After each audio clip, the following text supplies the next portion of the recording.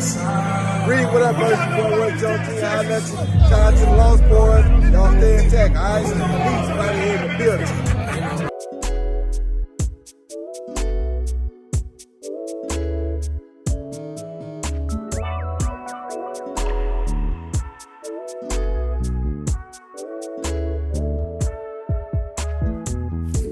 REED-BBS. DevinHaney, the San Francisco treat. DevinHaney, hey man, hey, we're gonna keep that same energy. DevinHaney did what DevinHaney does with a dominant performance over Regis, ROUGAROU, Prograis last night. And before I get into that, I want to apologize to all of you who've been supporting the channel lately. Thank you very much. I made every attempt, every effort to do a live stream for Haney versus Prograis. And YouTube, for whatever reason, I was hitting the live button like I've done a handful of other times I've done lives. And the button would do nothing. I'm still waiting for an explanation from YouTube's tech support. Of course, it's a moot fucking point now, but the effort was there. We will trudge along anyway, and I plan to do a live stream for the Bam Rodriguez Sonny Edwards fight this coming weekend. But yeah, the effort was there, E for effort on my part, and YouTube, for whatever reason, would not respond to my live. When I hit the live button, nothing would happen. But I digress. DevinHaney, I got to give it to him. The young brother's gambling on himself. He has been, and he's coming up jackpot. Keeps coming up jackpot. Just some of my thoughts. Not really sure what was up with the puffy-ass jacket he was wearing. I don't know, man. I see some youngsters wearing big, oversized hats nowadays. Big-ass clown shoes and shit. I don't know if the puffy jacket was in that realm. It reminded me of some Michelin Man shit, or when Ricky Hatton, also known as Ricky Fatton, wore the fat suit for one of his ring entrances. That jacket was kind of weird, and that's something, for those of you who was even thinking, yeah, that's something I don't need for Christmas. Just FYI. I did like Dev's trunks, points for fashion. His trunks was like some draping white cloth. The trunks was like black-based. And he has some white strips, some white cloth strips. It kind of reminded me of Crawford's trunks in the Spence fight, where he had the fishnet pattern on his trunks. It was similar to that, but different. Again, I like the fashion touch. I really did. Dev, he improves to 31-0, 15 KOs. Yeah, man, he embarrassed Regis. There's really no other way to put it. It's one of them performances I feel for Regis' son, little ROUGAROU, who walked him to the ring. He's going to hear it from some of the homies in school Monday morning, for damn sure. It was one of those. It started somewhat in the first round. I would give it to Dev, obviously, but to the degree that the fight was competitive, it was all in round one. But even then, Regis, he was doing the head, upper body movement, the hand positioning shit. There was some southpaw jabs from him. But again, it was just for one round, which he still didn't even win. By the end of 2 rounds, Regis' forehead was reddened from jabs. Like already after 2 rounds, his forehead was red as shit.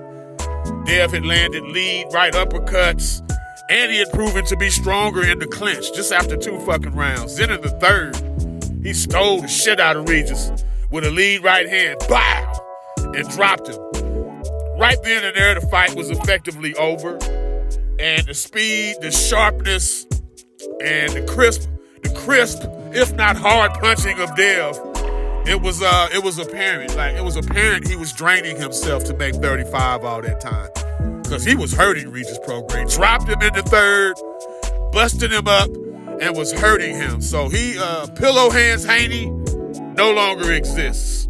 No longer exists. He was hitting Regis with the same right hooks he was hitting Loma with. Loma being a fellow southpaw. Not as often, because he hit Regis with way more headshots than he hit Loma with. Loma put up a way better performance, but I'm going to again attribute that to the weight itself.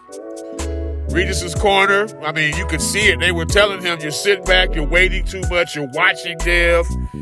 And they even threatened to stop the fight as it progressed. Again, the urgency, I stated it yesterday in my pre-fight prediction video. The urgency was lacking. The volume was lacking. That relaxed, casual approach from Regis, it morphed into, dare I say, a survival approach. Trying to survive, just a slow, deliberate way about him. It was a bad look, and you have to give DevinHaney all credit for that. Yeah, aside from the occasional looping haymakers, that was really all the offense you got from Regis, and that was from way outside. He couldn't and wouldn't work his way inside.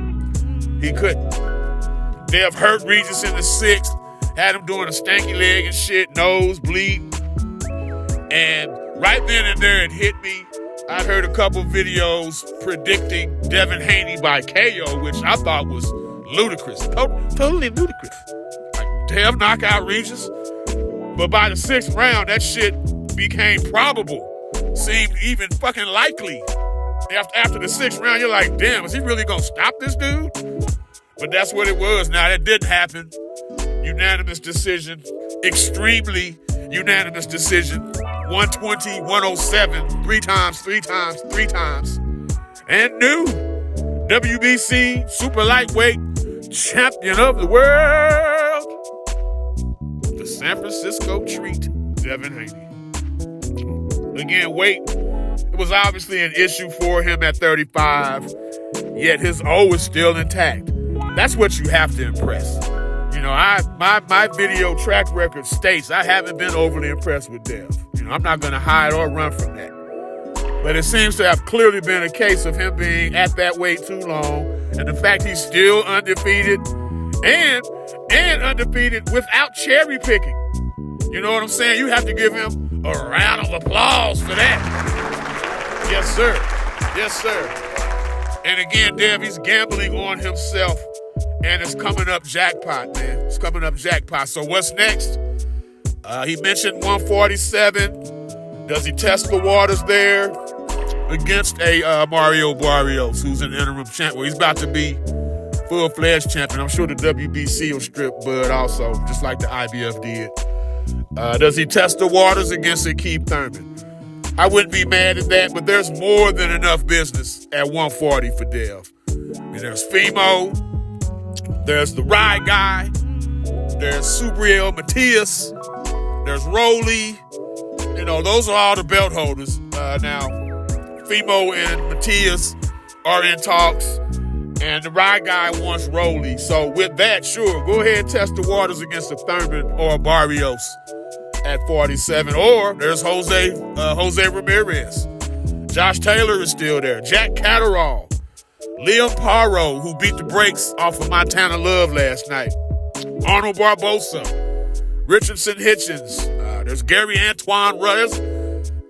140 is fucking loaded and commoded. It's the shit, so it's commoded. 140 is that division right now. And there's more than enough business there for Dev, but pretty much already all roads go through Dev. He's the money guy there. Like, he's the money guy there. Fimo won't like hearing that. And there's always a strange response to a DevinHaney fight from Fimo. Whenever Haney's name is brought up, he just reacts in a weird and responds in a weird way. But DevinHaney's going to have to be dealt with. And roads seem to be going through DevinHaney to this point. But we'll get deeper into Dev. He's an official talking point. If he wasn't before, he damn sure is now. And we'll definitely lace you up with more Dev content in the coming week. REED-BBS, Blackbird Sugar, Bachelor's in Boxing Studies. Television! Fred Sanford of the Fistic Arts. When all is said and done, there's nothing left to say or do.